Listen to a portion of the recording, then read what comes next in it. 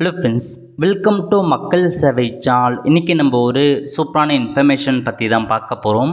அதாவது மத்திய அரசு சார்பில் குழந்தைகளுக்காக வத்சல்யா அப்படின்ற ஒரு பென்ஷன் திட்டத்தை பார்த்தா புதுசாக உருவாக்கியிருக்காங்க. இப்போ இந்த ஸ்கீமுக்கு யார் யாரெல்லாம் அப்ளை பண்ணலாம், இந்த ஸ்கீம்னால என்னமான பெனிஃபிட் இருக்க போது, எவ்வளோ முதலீடு பண்ணணும், இதை பற்றின மொத்த இன்ஃபர்மேஷன் தான் இந்த வீடியோ பார்க்க போகிறோம். இந்த வீடியோ ஸ்கிப் பண்ணாமல் ஃபுல்லாக பாருங்கள். அது மட்டும் அல்ல, இந்த வீடியோ நிறைய பேருக்கு ஷேர் பண்ணுங்கள்.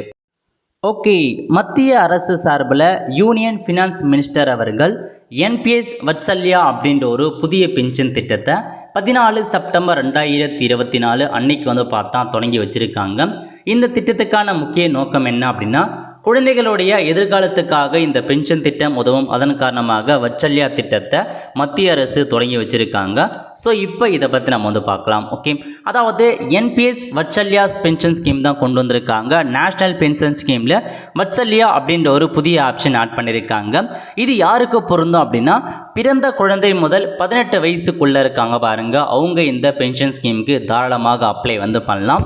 ஸோ இப்போ இதை பற்றி நம்ம ஒன் பை ஒன்னாக பார்த்துடலாம். ஓகே, ஸோ ஸ்கீம் பொறுத்த வரைக்கும் contributory pension scheme regulated and administered by the PFRDA இருக்காங்க பாருங்க, அவங்க தான் இந்த பென்ஷன் ஸ்கீம் பார்த்தா நிறுவுறாங்க. மொத்தமே இவங்க தான் பண்ணுறாங்க. PFRDA அந்த நிறுவனம் தான் மொத்தம் இந்த பென்ஷன் ஸ்கீமுக்கும் பொறுப்பாகிறாங்க. அடுத்த கட்டமாக eligibility are minor citizen, age till 18 வயசுக்குள்ளவங்க அவங்க எலிஜிபிள்னு சொல்லியிருக்காங்க. ஸோ பிறந்த குழந்தை முதல் 18 வயது வரையும் உள்ளவங்க இந்த பென்ஷன் ஸ்கீமுக்கு அப்ளை பண்ணலாம் அப்படின்றத மென்ஷன் பண்ணியிருக்காங்க.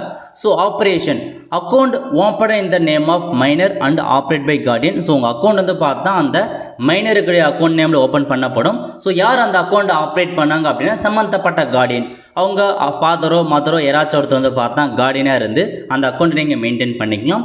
அதுக்கப்புறம் minor to be sole beneficiary. So அந்த மைனர் தான் முழுக்க தனியாக பெனிஃபிஷரி ஆவாங்க அப்படின்றத மென்ஷன் பண்ணியிருக்காங்க.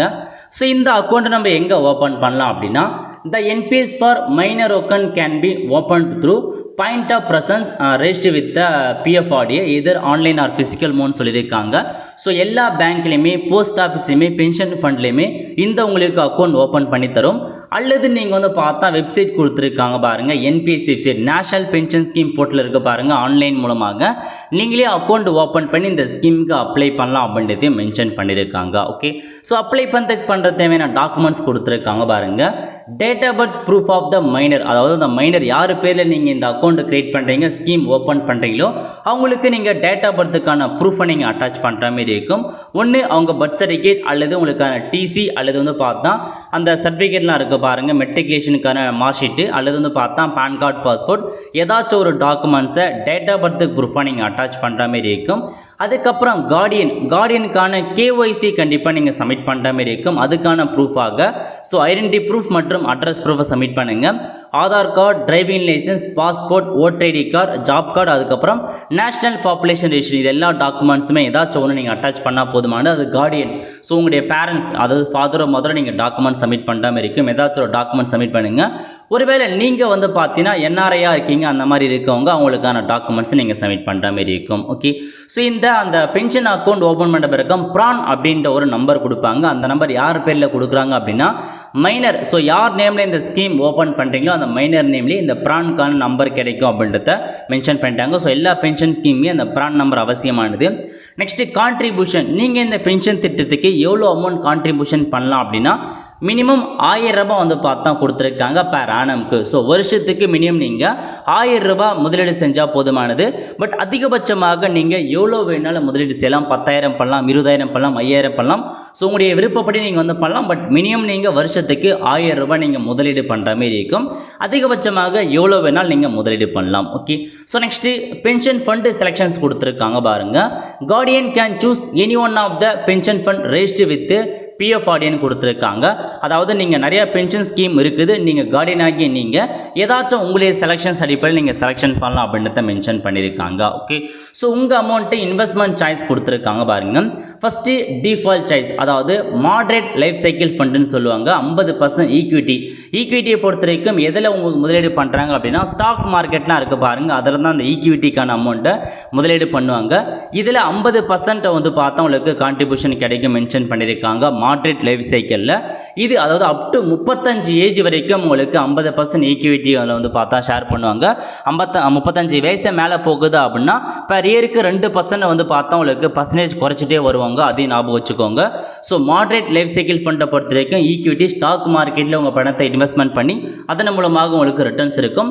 ஸ்டாக் மார்க்கெட்டில் பண்ணால் கண்டிப்பாக ரிஸ்க் அதிகம், பட் திரும்ப பணம் கிடைச்சிச்சுன்னா ஹைலியாக உங்களுக்கு கிடைக்கும் அப்படின்றத சொல்லியிருக்காங்க. ஓகே, அதுக்கப்புறம் இதில் 2 வகையாக பிரிக்கிறாங்க. ஒன்று வந்து பார்த்தா ஆட்டோ சாய்ஸு, இன்னொன்று ஆக்டிவ் சாய்ஸ். மொத்தமாக இதில் வந்து இன்வெஸ்ட்மெண்ட் நீங்கள் பண்ணுறது தான்.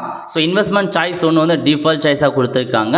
Next auto choice. ஆட்டோ சாய்ஸை பொறுத்த வரைக்கும் இது வந்து ஆட்டோ நீங்கள் செலக்ட் பண்ணிட்டீங்க அப்படின்னா அவங்களே வந்து பார்த்தா ஆட்டோ சாய்ஸை செலக்ட் பண்ணிப்பாங்க. உங்கள் ஏஜ் அடிப்படையில் நீங்கள் எவ்வளோ வந்து ஃபண்ட் ஒதுக்கிறீங்களோ அதுக்கு அடிப்படையில் ஆட்டோவை அவங்களே சாய்ஸ் வந்து செலக்ட் பண்ணிப்பாங்க. இதில் guardian can choose life cycle fund aggressive. முன்னாடியே பார்த்த மாதிரி இந்த moderate life cycle fund equity stock மார்க்கெட்டில் 75% ஈக்விட்டி மூலமாக வந்து ஷேர் பண்ணுவாங்க. அதுக்கப்புறம் மாட்ரேட் லைஃப் சைக்கிளில் 50% ஈக்விட்டி வந்து பார்த்தா ஷேர் பண்ணுறாங்க. நெக்ஸ்ட் வந்து பார்த்தா கான்சர்வேட்டிவ் இருக்குது பாருங்கள், எல்சியில் 25% இருக்குது. இது எல்லாமே உங்களுக்கு ஈக்விட்டி மூலமாக ஆட்டோ சாய்ஸில் ஒன்று இருக்குன்னு சொல்லியிருக்காங்க. Next active choice. ஆக்டிவ் சாய்ஸை பொறுத்த வரைக்கும் நீங்களே வந்து பார்த்தா செலெக்ஷன்ஸ் பண்ணிக்கலாம். Guardian actively decided allocation of fund across equity. So ஈக்விட்டியில் 75% நீங்கள் வந்து ஷேர் பண்ணலாம். அதுக்கப்புறம் கார்பரேட் டிபேட்டை பொறுத்த வரைக்கும் கார்பரேட்டாக இருக்கும் பாருங்கள், மணி மார்க்கெட் அந்த மாதிரி பல்வேறு இடங்களில் உங்களுக்கான அமௌண்ட்டை இன்வெஸ்ட்மெண்ட் பண்ணுவாங்க. அதுக்கப்புறம் கவர்மெண்ட் செக்யூரிட்டிஸ் வந்து பார்த்தா கவர்மெண்ட்டே உங்களுக்கு இந்த செக்யூரிட்டிஸ் வந்து ப்ரொவைட் பண்ணுவாங்க அப் டு 100% வரைக்கும். அதுக்கப்புறம் ஆல்டர்னேட்டிவ் அசட் மூலமாக உங்களோட அமௌண்ட்டை இன்வெஸ்ட்மெண்ட் பண்ணுவாங்க இந்த மாதிரி. ஸோ பல்வேறு ஆக்டிவ் சாய்ஸில் வந்து பார்த்தா நீங்களே எதில் வேணுமோ அதில் அந்த சம்மந்தப்பட்ட பர்சன்டேஜ் அளவுக்கு நீங்களே இன்வெஸ்ட்மெண்ட் வந்து பண்ணிக்கலாம். ஆட்டோ சாய்ஸ்னால் உங்கள் ஏஜ் நீங்கள் எவ்வளோ முதலீடு பண்ணுறீங்க அதுக்கேற்ற மாதிரி அதுவே வந்து பார்த்தா இன்வெஸ்ட்மெண்ட் சாய்ஸ் பண்ணிக்கும். டிஃபால்ட் சாய்ஸ்னால் ஷேர் மார்க்கெட்டில் உங்களுக்கான அமௌண்ட் வந்து ஸ்டாக் மார்க்கெட்டில் போட்டுருவீங்க. ஓகே, ஸோ இன்வெஸ்ட்மெண்ட் சாய்ஸ் கொடுத்து நீங்கள் வந்து பார்த்தீங்கன்னு தேவைப்படுது தான் யூடியூப்பில் சர்ச் பண்ணுங்கள், கண்டிப்பாக நிறைய இன்ஃபர்மேஷன் உங்களுக்கு வந்து கிடைக்கும். ஓகே, அதுக்கப்புறம் ஸோ நீங்கள் 18 வயசு ஆனீங்க அல்லதுக்கு முன்னாடியே உங்களுக்கு எந்த மாதிரி பெனிஃபிட்லாம் இருக்கும் அதை பற்றி பார்க்கலாம். ஸோ எக்ஸிட், வித்ரால் மற்றும் டெத்து அதை பற்றி கொடுத்துருக்காங்க.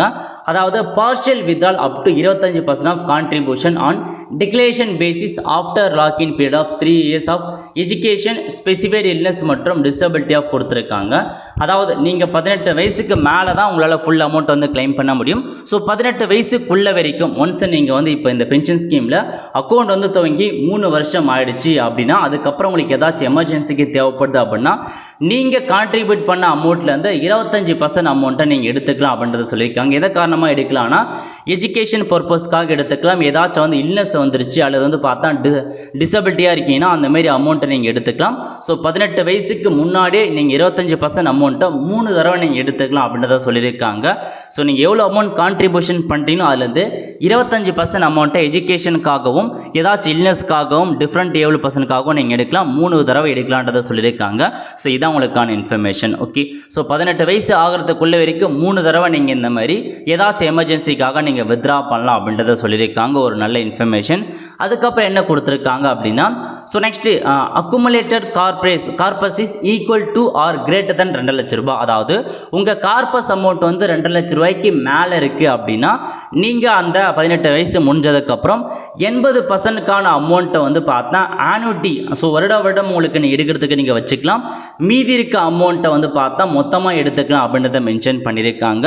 ஸோ இப்போ உங்ககிட்ட வந்து பார்த்தா ஒரு 3 லட்ச ரூபா 18 வயசு நீங்கள் கம்ப்ளீட் ஆனதுக்கப்புறம் உங்கள் கார்பஸ் அமௌண்ட் ஒரு 3 லட்ச ரூபாய் இருக்குது அப்படின்னா அதில் 80% அமௌண்ட் வந்து பார்த்தா ஆனுட்டிக்கு வந்து போயிடும். ஸோ வருடம் நீங்கள் எடுத்துக்கலாம். அதுக்கப்புறம் மீதி இருக்க 20% அமௌண்ட்டை நீங்கள் மொத்தமாக வித்ரா பண்ணிக்கலாம் அப்படின்றத மென்ஷன் பண்ணியிருக்காங்க. ரிமைனிங் பேலன்ஸ் இன் லம்சம் அப்படின்றத கொடுத்துட்டாங்க. ஓகே, அதுக்கப்புறம் ஒருவேளை உங்கள் கார்பஸ் அமௌண்ட் வந்து 2.5 லட்ச ரூபாய்க்குள்ளே இருக்குது, நீங்கள் 18 வயசு வந்து கம்ப்ளீட் ஆணை முடிச்சதுக்கப்புறம் உங்கள் அமௌண்ட் வந்து 2.5 லட்ச ரூபாய்க்குள்ளே இருக்குது அப்படின்னா அதை நீங்கள் மொத்தமாக உங்களுக்கு வேணால் நீங்கள் தாராளமாக நீங்கள் வித்ரா பண்ணிக்கலான்றத மென்ஷன் பண்ணிட்டாங்க. 2 லட்ச ரூபாய்க்கு மேலே போனால் மட்டும்தான் அது 80% அமௌண்ட்டை ஆனுவலி நீங்கள் எடுத்துக்கலாம். மீதி 20% அமௌண்ட்டை மொத்தமாக எடுத்துக்கலாம். பட் உங்களுடைய அமௌண்ட் வந்து 2 லட்ச ரூபாய்க்குள்ளே தான் இருக்குது அப்படின்னா நீங்கள் மொத்தமாக அந்த அமௌண்ட்டை வித்ரா பண்ணலாம் அப்படின்றத சொல்லியிருக்காங்க. ஓகே, ஸோ ஃபஸ்ட்டு பார்த்தது வந்து 18 வயசுக்குள்ளார நீங்கள் 3 தடவை எமர்ஜென்சிக்காக உங்களுக்கான மணியை எடுத்துக்கலாம். அதுக்கப்புறம் 18 வயசு ஆனதுக்கப்புறம் 2 லட்ச ரூபாய்க்கு மேலே இருக்குன்னா ஸோ 20% அமௌண்ட்டை மொத்தமாக எடுத்துக்கிட்டு 2 லட்ச ரூபாய்க்குள்ளா மொத்த அமௌண்ட்டு நீங்கள் எடுத்துக்கலாம். ஓகே, அதுக்கப்புறம் டெத் ஆஃப் த மைனர், ஒருவேளை அந்த சம்மந்தப்பட்ட அந்த நபர் ஸ்கீம் அப்ளை பண்ண நபர் அந்த மைனர் டெத் ஆகிட்டாங்க அப்படின்னா என்டையர் கார்பஸ் அமௌண்ட் வந்து பார்த்தா அந்த யார் கார்டியனாக இருக்காங்களோ அவங்களுக்கு போய் சேரும் அப்படின்றத மென்ஷன் பண்ணியிருக்காங்க. ஸோ டெத் ஆஃப் கார்டியன், ஒருவேளை அந்த கார்டியனே டெத் ஆகிட்டாரு அப்படின்னா இன்னொரு கார்டியனை நீங்கள் போட்டுக்கலாம் அப்படின்றத மென்ஷன் பண்ணியிருக்காங்க. ஸோ இதான் உங்களுக்கான இன்ஃபர்மேஷனாக வந்து கொடுத்துருக்காங்க. ஸோ கார்டியன் இறந்துட்டா வேறு கார்டியன் நீங்கள் போட்டுக்கலாம், அந்த மைனரே இறந்துட்டா மொத்த அமௌண்ட்டும் அந்த கார்டியனுக்கே போகும் அப்படின்றத சொல்லியிருக்காங்க. ஓகே, அதுக்கப்புறம் upon attainment of the age, அதனால் நீங்கள் 18 வயசு வந்து அட்டைன் பண்ணிட்டீங்க அப்படின்னா என்னமான ப்ராசஸ் நடக்கும் அப்படின்னா seamless shift to NPS tier 1, அதாவது நீங்கள் 18 வயசு ஆகிட்டீங்க அப்படின்னா என்பிஎஸ்க்கான டயர் 1 இருக்குது பாருங்கள், எல்லா சிட்டிசனுமே எப்படி என்பிஎஸ்சில் அமௌண்ட் வந்து போட்டாங்களோ அதேமாரி உங்களுக்கு என்பிஎஸ் டயர் 1க்கான அக்கௌண்ட் ஷிஃப்ட் ஆயிரும் அப்படின்றத மென்ஷன் பண்ணியிருக்காங்க.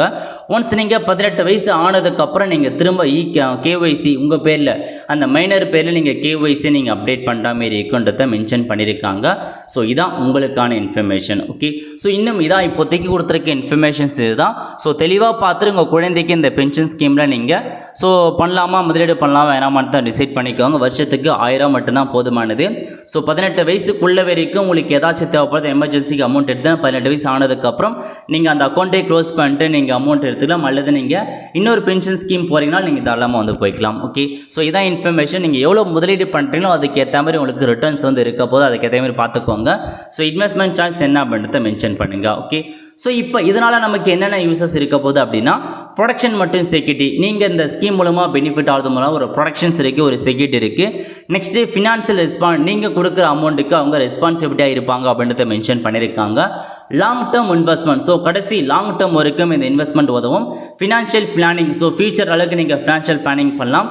அதுக்கப்புறம் காம்பவுண்ட் இன்ட்ரெஸ்ட் உங்களுக்கு கூட்டு வட்டி கிடைக்கும் அப்படின்றத கொடுத்துருக்காங்க. ஸோ இதான் உங்களுக்கான பெனிஃபிட். ஸோ எப்படி நம்ம அப்ளை பண்ணலாம் அப்படின்னா நீங்களே ஆன்லைன் மூலமாக அப்ளை பண்ணலாம். அதுக்கு நீங்கள் என்பிஎஸ் வெப்சைட் கொடுத்துருக்காங்க பாருங்கள், இதான் வெப்சைட். இதில் அப்படியே கீழே போனீங்க அப்படின்னா எல்லா ஸ்கீமே கொடுத்துருப்பாங்க, அதுக்கு கீழே கொடுத்துருக்காங்க பாருங்கள். கடைசியாக வந்தீங்கன்னா என்பிஎஸ் வட்சல்யா மைனருக்கான ஸ்கீம் வந்து கொடுத்துருக்காங்க.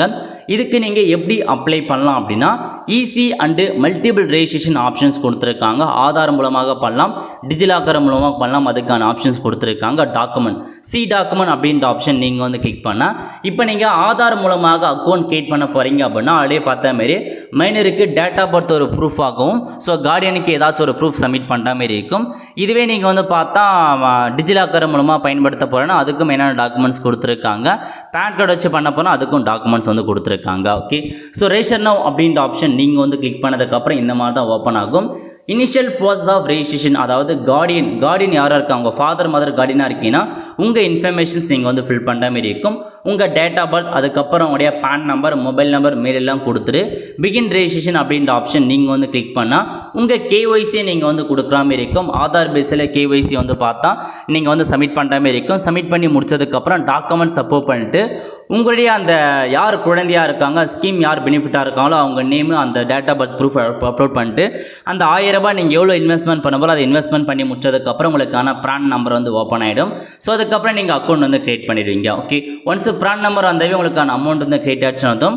ஸோ நீங்கள் ப்ராசஸ் பண்ணுறது ரொம்ப அக்கௌண்ட் கிரியேட் பண்ணுறது ரொம்ப ஈஸியாக தான் இருக்கும், ரொம்ப ஈஸியான ஸ்டெப்பாக தான் கொடுத்துருக்காங்க.